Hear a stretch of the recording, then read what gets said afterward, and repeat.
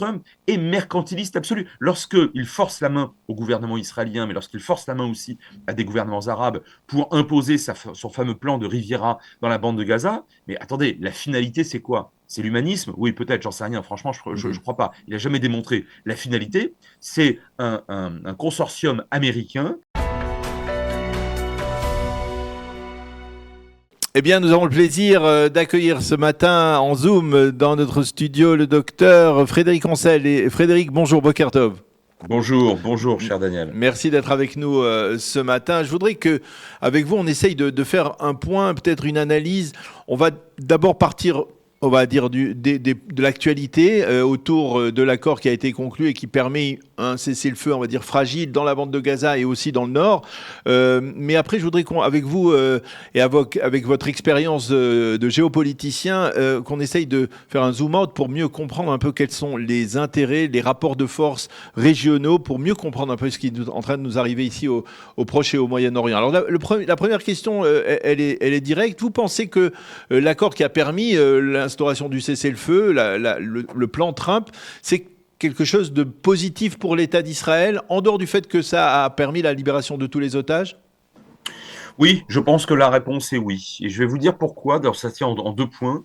Le premier, c'est que c'est l'illustration d'un rapport de force qui est écrasant en faveur d'Israël. C'est vrai sur le plan militaire, après 2 ans d'une guerre extrêmement dure, pas seulement d'ailleurs à Gaza, mais au Liban, et pas seulement au Liban, mais dans l'espace aérien iranien aussi, mais également en Syrie, même si Israël n'a pas joué un rôle direct dans la chute, il y a un an de cela, de la dynastie Assad. Et si vous voulez, sur l'ensemble, en réalité, on a l'approbation par Donald Trump, alors en dépit de côtés évidemment extrêmement fantasques et imprévisibles, mais ça, on pourrait y revenir. Mais au-delà de ça, on a affaire à un plan qui rationnellement accorde à l'objectif vainqueur de cette guerre, je dis bien l'objectif vainqueur, et de manière très large d'ailleurs, des éléments positifs. En fait, ce que demandait le gouvernement israélien n'est pas extraordinairement différent de ce qui a été proposé par Trump, qui d'ailleurs à certains égards est même plus favorable à Israël que le fameux deal du siècle, qui à mon avis d'ailleurs n'était ni fait ni à faire,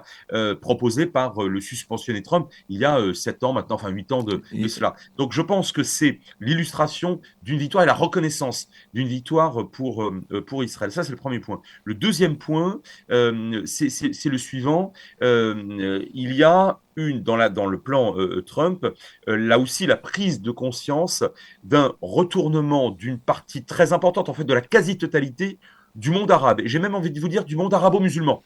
Et ça, c'est le genre de signaux faibles qui, pour moi, ne sont pas faibles du tout. Ils sont des signaux extrêmement forts. Je crois savoir qu'en Israël, on passe plus ou moins ça par pertes et profits. Je pense que c'est beaucoup plus important. C'est quoi? C'est que cet été, fin juillet, puis ensuite en août d'ailleurs, l'essentiel de la Ligue arabe a considéré que, en effet, le Hamas devait dorénavant non seulement être démilitarisé, mais ne plus jouer un rôle central dans le futur des Palestiniens. Je vais vous dire, euh, Clausewitz, le grand stratège prussien du 19e siècle, le disait très bien. En fait, la victoire ou la défaite, elle se fait après l'usage des armes de manière politique. Bon, eh bien, écoutez, le Hamas, militairement, pour l'essentiel, a perdu, mais surtout, il a perdu politiquement. Parce qu'aujourd'hui, pratiquement plus aucune chancellerie, y compris d'ailleurs la Turquie, c'est quand même très intéressant de le noter. Et évidemment pas l'Égypte, la Jordanie et les signataires des accords d'Abraham. Pratiquement plus personne au monde ne souhaite que le Hamas conserve ses armes et se maintienne sur le plan politique dans le cadre d'une future autonomie palestinienne, que sais-je encore. Et ça, c'est très très haut dans le plan, puisque la démilitarisation, elle intervient dans les tout premiers points. Je mettrai juste une nuance pour conclure ma réponse par rapport à votre question. Vous me dites, est-ce que c'est bon pour l'État d'Israël? Donc, je vous ai répondu. Néanmoins, je pense qu'il y a quand même un caillou dans la chaussure du gouvernement israélien. Non, je ne parle pas du futur de l'État d'Israël, je parle de ce gouvernement, de cette coalition en particulier, et notamment de sa partie L'aile droite. qualifiée à juste titre d'extrême droite. Parce que même si ça arrive tout en bas du plan, bah, il y a quand même la perspective des deux États. Et là, évidemment, c'est pas à vous que je vais apprendre, cher Daniel, que le gouvernement n'en veut pas et qu'évidemment, en particulier, l'extrême droite israélienne n'en veut pas. Alors après, on pourrait toujours évoquer les différentes possibilités, les palettes du possible, parce que vous savez, dans un État, ça peut vouloir dire beaucoup de choses. Et Mhm. vous noterez, je conclus là-dessus, vous noterez que la plupart des chancelleries, je reviens sur mon propos, acceptent aujourd'hui, bon an, mal an dans le monde arabo-musulman et de manière tout à fait positive et proactive en Occident, le fait que l'État palestinien à venir, en tout cas proposé dans ce plan, proposé dans le plan Macron, proposé en fait pratiquement par le monde entier, n'implique pas de militarisation. Donc là, je ne parle même plus du Hamas, qui en principe est évincé de cette perspective. Je parle d'un État palestinien qui serait démilitarisé. C'est ce qu'on appelle en droit international une autonomie. Oui, alors vous voyez déjà la bande de Gaza démilitarisée, mais concrètement, vous le voyez, vous le savez bien sur le terrain, c'est pas du tout le sentiment qu'on a aujourd'hui. Et quelque part, on se retrouve dans une situation où l'armée israélienne elle est déployée sur 50% de la bande de Gaza. Pour passer à la seconde étape qui obligerait Tsahal à se retirer à nouveau, eh bien, il faut que le Hamas soit démilitarisé, que désarmé, que la bande de Gaza soit démilitarisée. Et ça, d'une certaine manière, je pose la question, est-ce que vous pensez que le jeu en vaut la chandelle ou finalement Israël a intérêt à rester sur cette zone de sécurité aujourd'hui qui protège de facto les localités du pourtour de la bande de Gaza, en maintenant un Hamas qui existe là avec quelques armes effectivement, mais qui a perdu de son pouvoir, qui a perdu de son pouvoir. Est-ce que vous pensez pas que c'est une bonne équation pour Israël aussi? Alors, d'un point de vue strictement militaire et stratégique, la situation pour Israël, ne focalisons pour l'instant que sur la bande de Gaza, elle est très positive. Pourquoi? Parce que le Hamas ne peut plus projeter de la violence sur le territoire israélien.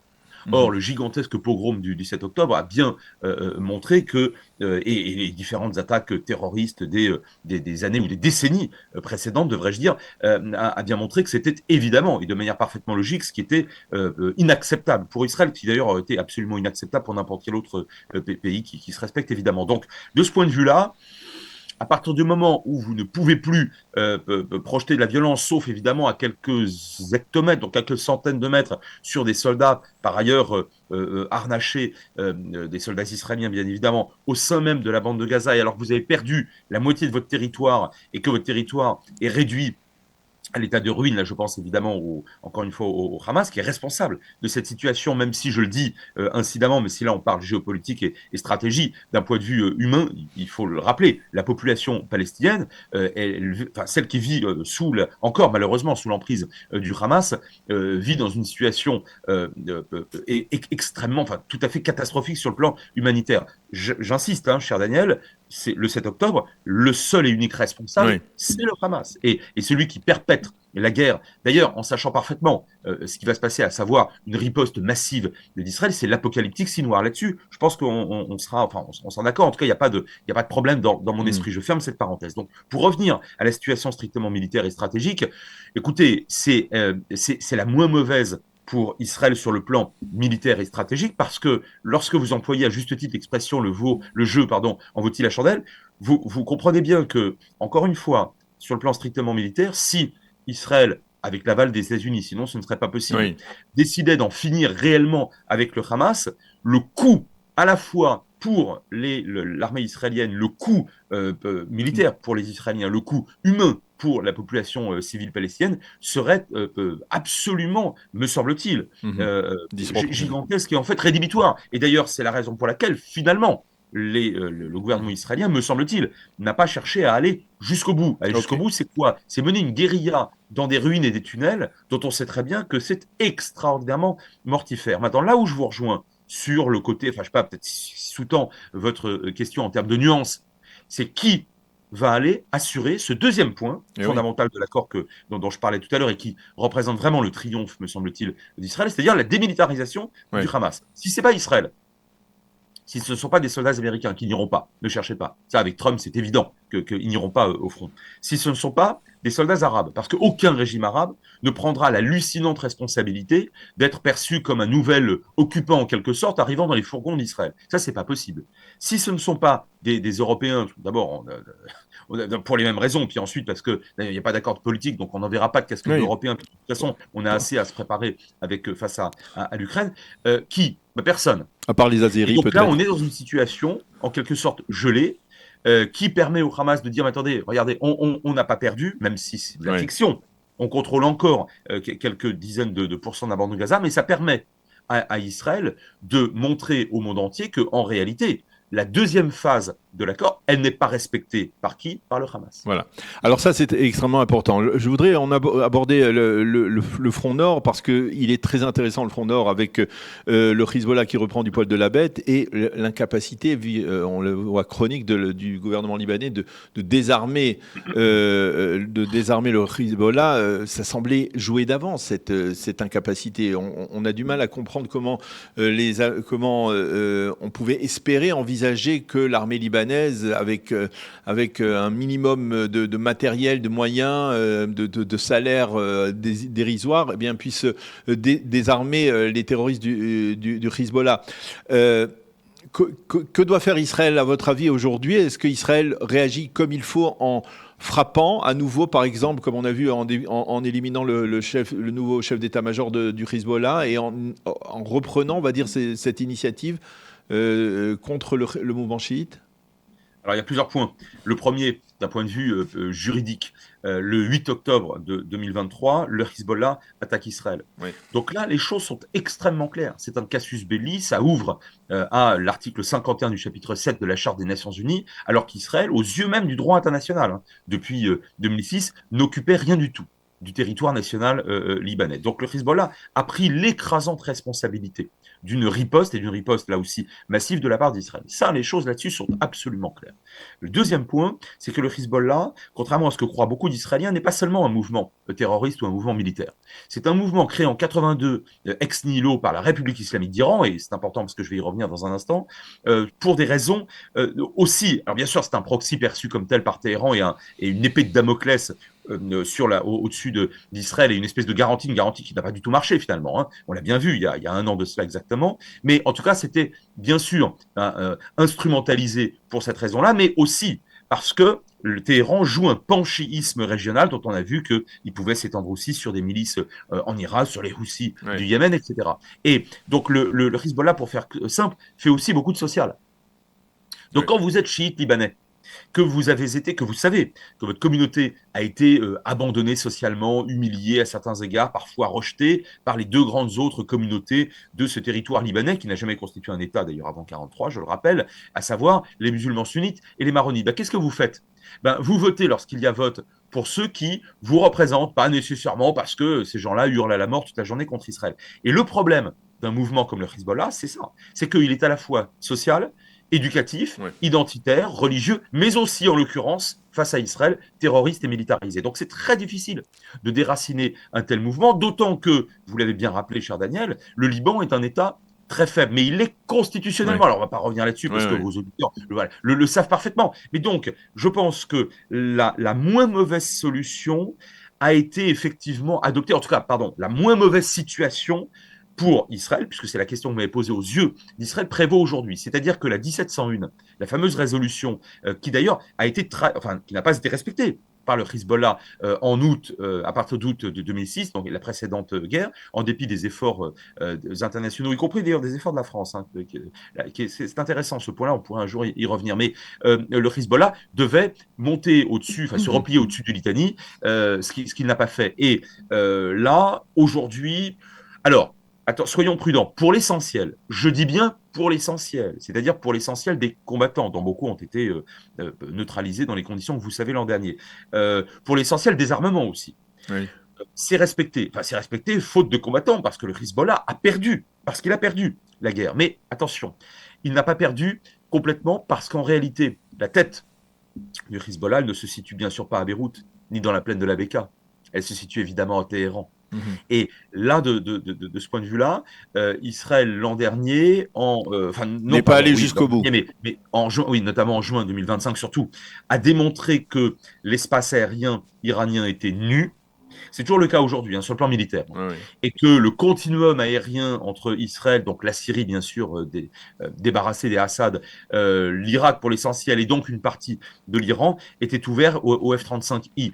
Et je pense que la pression militaire israélienne aujourd'hui, elle est capable de s'exercer sur la République islamique d'Iran, à la fois sur le dossier nucléaire, on l'a bien vu, mais aussi faire d'une pierre deux coups, parce qu'elle s'exerce aussi sur le dossier du Hezbollah. Mais moi, je Ok, pense que ok. à la fin des fins, ce qui se passe au Liban avec le Hezbollah, ça se passe à Téhéran en réalité. Alors, prenons un petit peu de recul et je voudrais juste, vous avez parlé de la Ligue arabe. Effectivement, on avait le sentiment à un certain moment que le monde arabe avait fermement décidé de mettre de côté le Hamas et presque de soutenir Israël à un certain moment. On ne va pas exagérer, mais de s'identifier un peu avec Israël. Mais ce qui s'est passé, on va dire, avec la rencontre entre Donald Trump et Mohammed Ben Salman la semaine dernière, c'est le sentiment que dans la diplomatie commerciale de Donald Trump, eh bien, le fait que le président américain soit toujours en quête de grands marchés, eh bien, d'une certaine manière, ça retournait, par exemple, une Arabie Saoudite qui aurait pu être favorable à une normalisation assez facilement.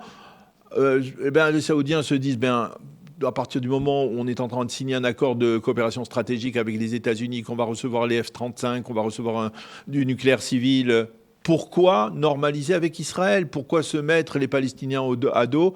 Et on voit la même chose avec Achara en Syrie, c'est-à-dire Achara reçu par Trump. Il prend du poil de la bête, il se sent fort et il dit ben non, non, non, vous n'allez pas rester sur le Golan syrien, vous allez devoir vous replier aux frontières de 74. Donc, est-ce que finalement, vous n'avez pas ce sentiment il y a un retour de manivelle à ce niveau-là? Non, moi je ne crois pas. Mais ma réponse en fait est dans votre très, très bonne question. Vous parlez de Trump. Je sais qu'en Israël il est adoré, d'ailleurs pour des raisons qu'on peut parfaitement comprendre sur le plan Oui, évidemment, enfin, sur le dossier des otages. Là-dessus il n'y a pas il y a pas de problème. Maintenant, Trump, écoutez, on le pratique depuis très longtemps. Il y a un or à sa boussole. Il n'y en a pas deux, il y en a un.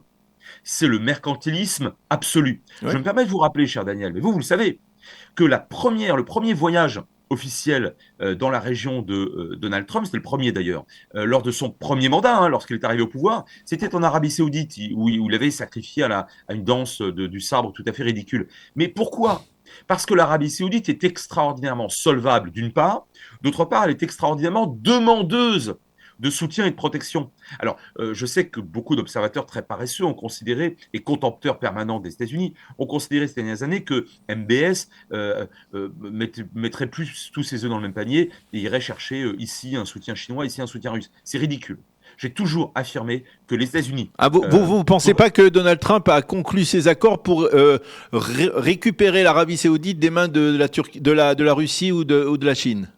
Ah non, mais pas, absolument pas. Uh-huh. Attendez, l'Arabie Saoudite n'a jamais été dans les mains de la Russie. Puis alors, c'est invraisemblable dans la situation d'affaiblissement économique Oui. russe aujourd'hui. Et effectivement, l'Arabie Saoudite avait voulu punir Joe Biden, qu'il avait traité, je rappelle, de criminel MBS. Quand même, c'est pas rien.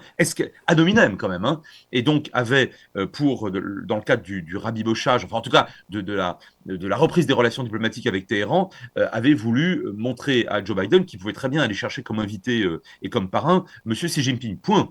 Non, non, non, franchement, l'Arabie Saoudite est en quête de protection. Et la protection, elle ne vient que des États-Unis. Et si vous voulez, de ce point de vue-là, il n'y a rien de nouveau sous le soleil trumpien. Monsieur Trump est mercantiliste absolu. Lorsqu'il force la main au gouvernement israélien, mais lorsqu'il force la main aussi à des gouvernements arabes pour imposer son fameux plan de Riviera dans la bande de Gaza, mais attendez, la finalité, c'est quoi? C'est l'humanisme? Oui, peut-être, j'en sais rien. Franchement, je Mhm. crois pas. Il n'a jamais démontré. La finalité, c'est un consortium américain qui établirait cette espèce cette fameuse Riviera et avec ou sans les Palestiniens. Alors, en janvier dernier, il avait pensé à expulser 2 millions de Palestiniens, ce qui d'abord, un, est immoral, deux, est absolument aberrant d'un point de vue politique, et on l'a bien vu, et diplomatique, on l'a bien vu, c'est strictement infaisable. Et donc aujourd'hui, il parle d'une Riviera, bon, avec les Palestiniens, mais toujours en quête d'argent. Et Mhm. si vous voulez, là, il n'y a non seulement, il y a aucune différence avec le Trump de naguère, qui aime bien sans doute Israël, mais enfin fondamentalement son entourage, comme vous le savez,